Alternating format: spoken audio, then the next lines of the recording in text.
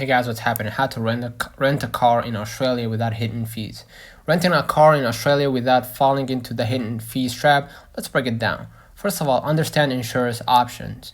Rental companies often push their own insurance, which can be pricey. Before you buy it, check if your credit card offers rental car insurance. Many cars do, potentially saving you a bundle. Alternatively, a standalone car rental access insurance can be more affordable than what the rental desk offers. Okay. Next, scrutinize additional driver fees. Planning to share the driving, some companies charge extra for additional drivers, especially if they are under 25. Always ask about these fees upfront to avoid surprises. And be wary, right? Be wary of location surcharges, right? Renting from airport locations can come with premium fees.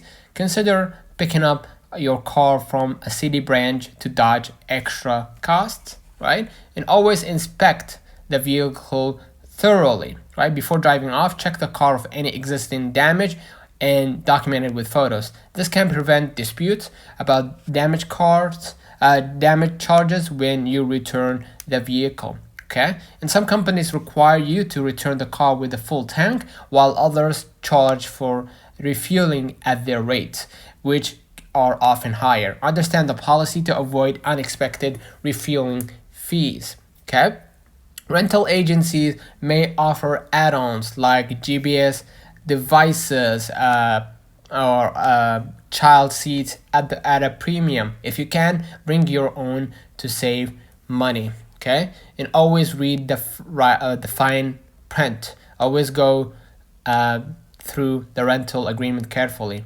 Okay, when you read the fine print, look out for fees related to late returns, cleaning, tolls, and mileage limits. Being informed helps you steer clear of unexpected charges. By staying vigilant and asking the right questions, you can enjoy your Australian road trip without the sting of hidden fees. So we will catch you in the next time.